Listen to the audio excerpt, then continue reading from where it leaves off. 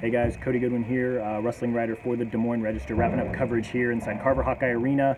The Iowa-Oklahoma State duel. Iowa came away victorious 20-12. Took 6 of the 10 bouts. We'll get the logistics out of the way here first to wrap this one up. Iowa 20 takedowns to Oklahoma State's 15.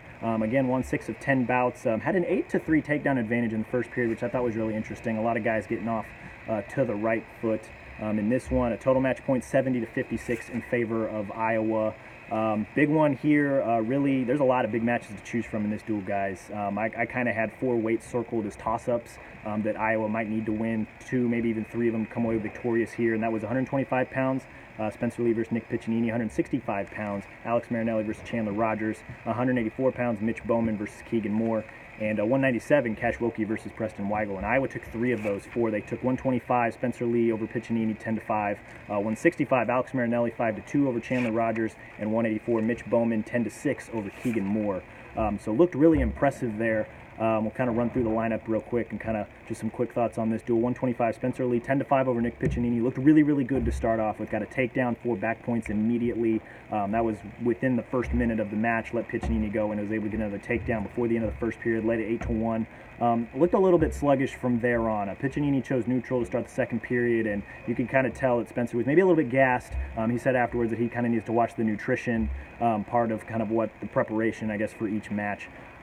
So reminded me a little bit of Cory Clark. I know he was struggling a little bit with nutrition stuff when he was wrestling 125, ended up in 133, and everything worked out okay there. But just something to kind of monitor moving forward. Still looked really good. Piccinini never really threatened, even though he got takedowns in the second and third period. 133-141, Oklahoma State won. Cade Brock over Philip Lau at 133, 16-6, and then Dean Heil over Vince Turk, 4-0 at 141. 2 weights again to monitor as we move forward.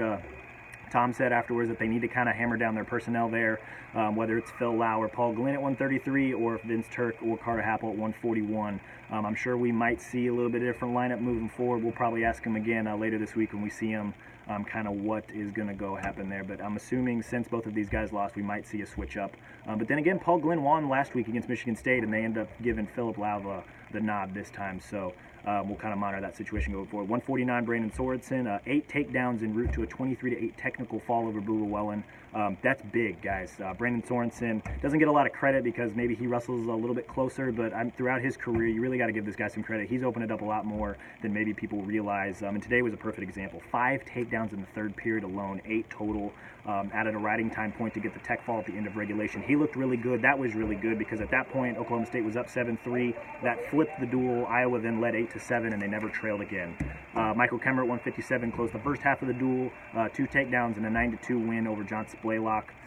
John Smith actually got tagged with a technical violation after that one for failure to control the mat area. I guess he had gotten warned in the first 4 matches. I actually didn't mark it down when he did, but that caused a deduction in team points. So after that, it was 11-6 going into the break. Alex Marinelli with a huge win over Chandler Rogers at 165 coming out of the break. Scored 2 really nice takedowns, 1 in the second, 1 in the third, with some good counter wrestling. So real nice day out of him. Kind of raised his arms, and the 13,000 here in Carver went ballistic. It was really cool.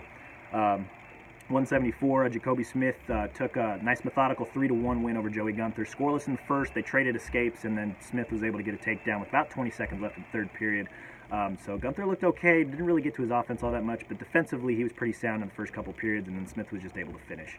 184, Bowman, 3 takedowns for him. He was up 4-2 after the first, and then Keegan Moore had a reversal plus a takedown to tie it 6-6 after the second, and then Mitch Bowman got an escape, takedown, and secured the riding time point to walk away 10-6. That's a big one. I'm going to write a little bit more on him later because Tom Brands did finally mention Pat Downey's name this week.